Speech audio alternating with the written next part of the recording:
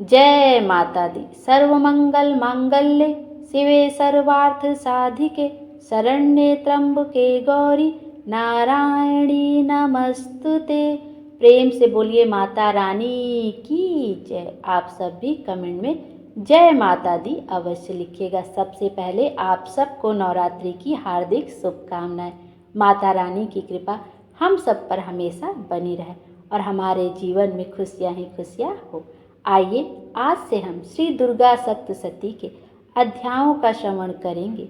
श्री दुर्गा सप्तशती के अध्यायों का श्रवण करने मात्र से ही व्यक्ति की सभी मनोकामनाएं पूर्ण हो जाती हैं और माता रानी की कृपा हमारे ऊपर हमेशा बनी रहती है। आइए अब सच्चे दिल से और माता रानी के चरण कमलों में बार बार नमस्कार करते हुए उनका अभिनंदन करते हुए हम श्री दुर्गा सप्तशती के पहले अध्याय का श्रवण करते हैं और अपने जीवन को धन्य बनाते हैं। शक्ति की ज्योति जगाएंगे, माँ का गुणगान सुनाएंगे। श्री दुर्गा सप्तशती के मंत्रों से हम कष्ट सभी मिटाएंगे। आइए अब पहले अध्याय का श्रवण करते हैं। ओम नमः चंडिकाय नमः। अथ श्री दुर्गा सप्तशती भाषा। पहला अध्याय। महर्षि ऋषि का राजा सुरथ और समाधि को देवी की महिमा बताना। महर्षि मार्कंडेय जी बोले, सूर्य के पुत्र सांवर्णी की उत्पत्ति की कथा विस्तार पूर्वक कहता हूँ, सुनो।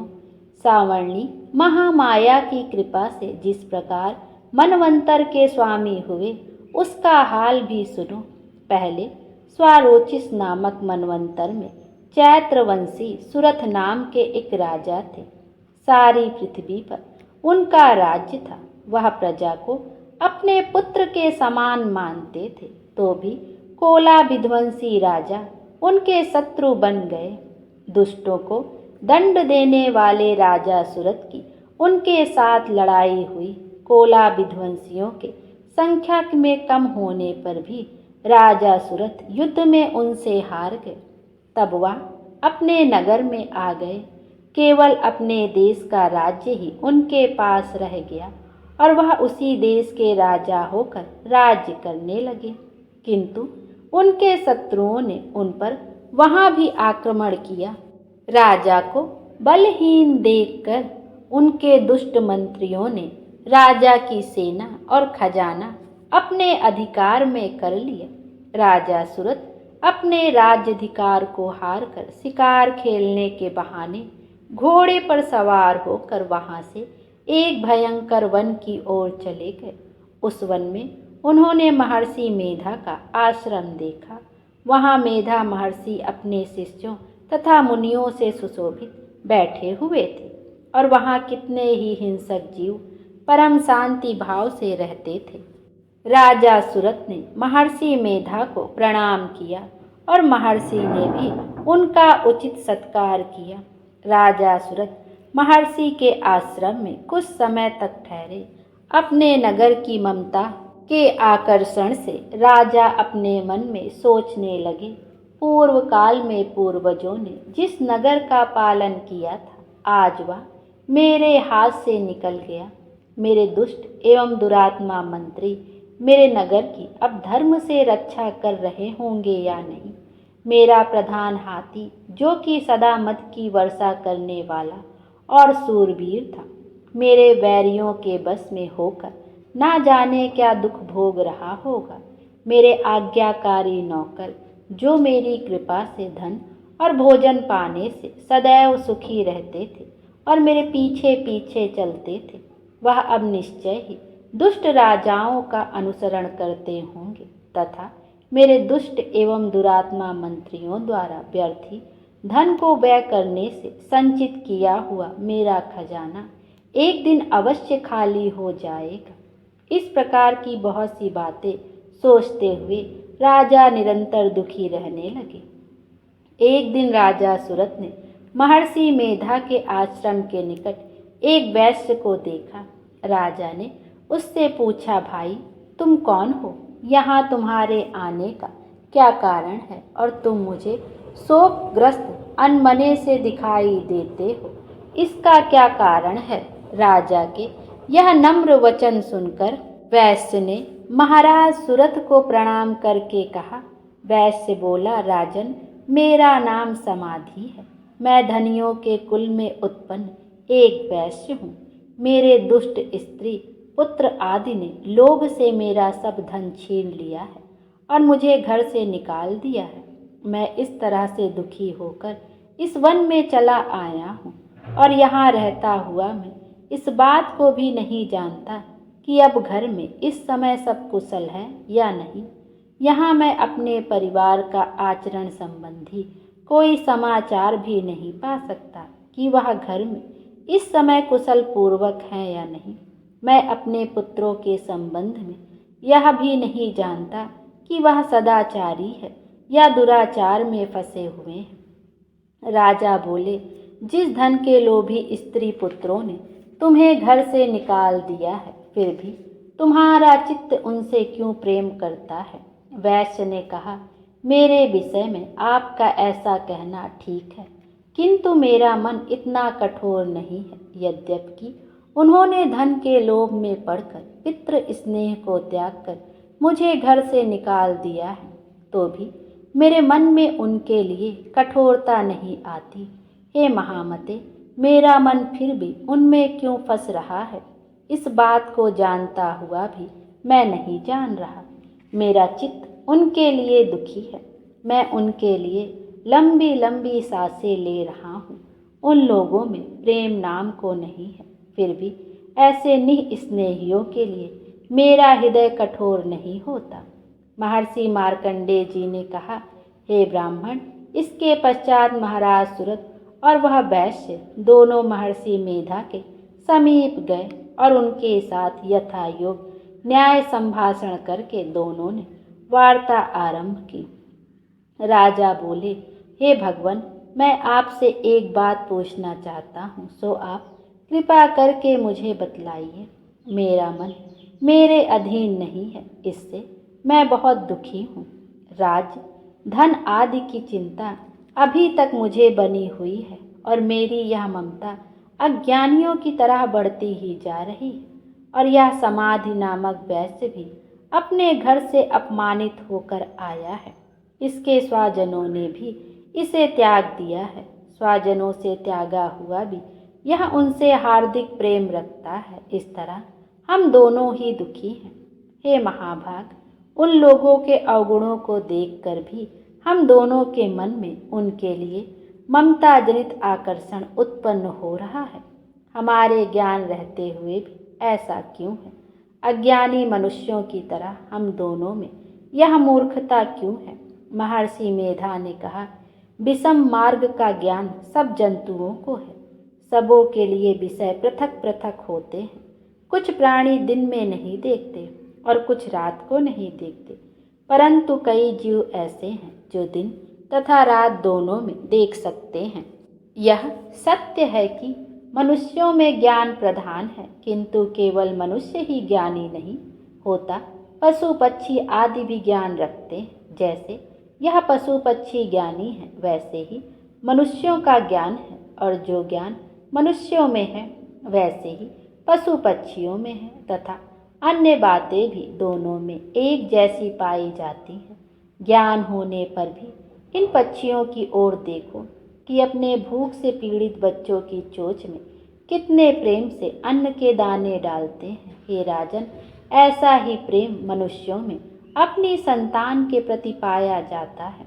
लोभ के कारण अपने उपकार का बदला पाने के लिए मनुष्य पुत्रों की इच्छा करते हैं और इस प्रकार मोह के गड्ढे में गिरा करते हैं।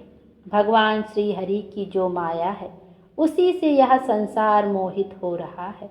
इसमें आश्चर्य की कोई बात नहीं, क्योंकि वह भगवान विष्णु की योग निद्रा है। यह माया ही तो है जिसके कारण संसार मोह में जकड़ा हुआ है।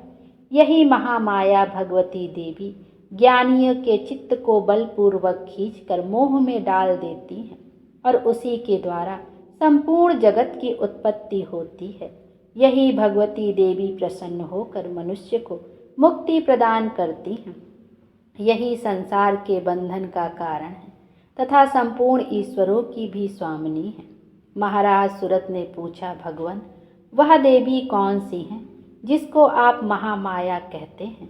हे ब्राह्मण, वह कैसे उत्पन्न हुई और उनका कार्य क्या है? उनके चरित्र कौन कौन से हैं?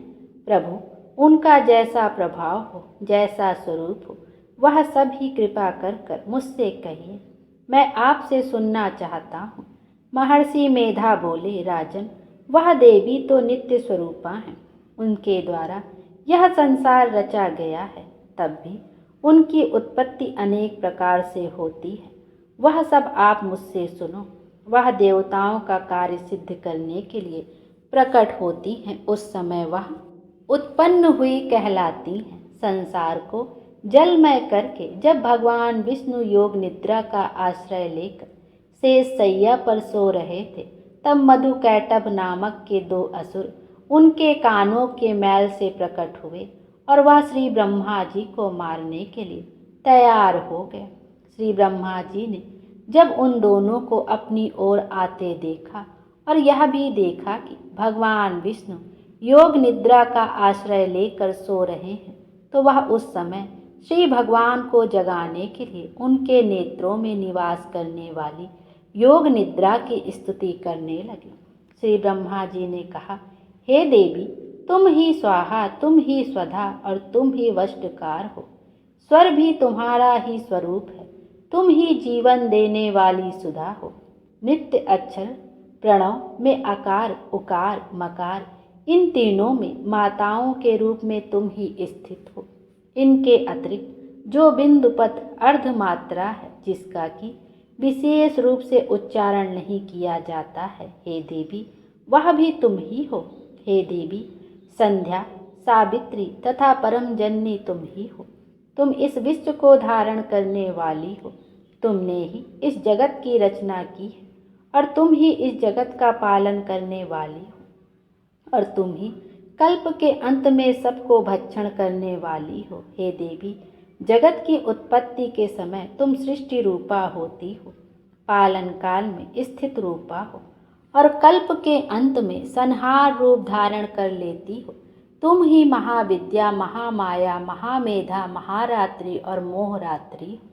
श्री ईश्वरी और बोध स्वरूपा बुद्धि भी तुम ही हो। लज्जा, पुष्टि, तुष्टि, शांति और क्षमा भी तुम ही हो। तुम खड्ग धारणी, शूल धारणी, घोर रूपा तथा गदा, चक्र, शंख और धनुष को धारण करने वाली हो। बाण, भुसंडी और परिख, यह भी तुम्हारे ही अस्त्र है।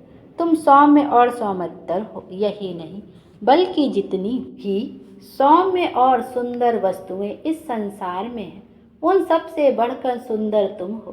पर और अपर सब पे रहने वाली सुंदर तुम ही हो। हे सर्वस्वरूपे, हे देवी, जो भी सत असत पदार्थ हैं और उनमें जो शक्ति है, वह तुम ही हो। ऐसी अवस्था में भला तुम्हारी स्तुति कौन कर सकता है? इस संसार की सृष्टि, पालन और संहार करने वाले जो भगवान हैं, उनको भी जब तुमने निद्रा के वशीभूत कर दिया है, तो फिर तुम्हारी स्तुति कौन कर सकता है? मुझे भगवान विष्णु तथा भगवान शंकर को शरीर धारण कराने वाली तुम ही हो। तुम्हारी स्तुति करने की शक्ति किसमें है? हे देवी, तुम तो अपने इन उदार प्रभावों के कारण ही प्रशंसनीय हो। मधु और कैटभ जो भयंकर असुर है, इन्हें तो मोह में डाल दो और श्री हरि भगवान विष्णु को भी जल्दी जगा दो और उनमें इनको मार डालने की बुद्धि भी उत्पन्न कर दो। महर्षि मेधा बोले, हे राजन, जब श्री ब्रह्मा जी ने देवी से इस प्रकार स्तुति करके भगवान को जगाने तथा मधु और कैटभ को मारने के लिए कहा, तो वह भगवान श्री विष्णु के नेत्र, मुख, नासिका, बाहु, हृदय और वक्ष स्थल से निकलकर श्री ब्रह्मा जी के सामने खड़ी हो गई। उनका ऐसा करना था कि भगवान श्री हरि तुरंत जाग उठे और दोनों असुरों को देखा, जो कि अत्यंत बलवान तथा पराक्रमी थे और मारे क्रोध के जिनके नेत्र लाल हो रहे थे और जो ब्रह्मा जी का वध करने के लिए तैयार थे। तब कुद्रोह उन दोनों दुरात्मा असुरों के साथ भगवान श्री हरि ने पूरे 5000 वर्ष तक लड़ते रहे। एक तो वह अत्यंत बलवान तथा पराक्रमी थे, दूसरे महामाया ने भी उन्हें मोह में डाल रखा था। अतः वह श्री भगवान से कहने लगे, हम दोनों तुम्हारी वीरता से अत्यंत प्रसन्न हैं, तुम हमसे कोई वर मांगो। भगवान ने कहा, यदि तुम मुझ पर प्रसन्न हो तो अब तुम मेरे हाथों से मर जाओ, बस इतना सा ही वर मैं तुमसे मांगता हूँ, यहाँ दूसरे वर से क्या प्रयोजन है। महर्षि मेधा बोले, इस तरह से जब वह धोखे में आ गए और अपने चारों ओर जल ही जल देखा तो भगवान श्री हरि से कहने लगे, जहाँ पर जल ना हो, सूखी जमीन हो, उसी जगह हमारा वध कीजिए। महर्षि मेधा कहते हैं, तथास्तु कहकर भगवान श्री हरि ने उन दोनों को अपनी जांघ पर लिटाकर उन दोनों के सिर काट डाले।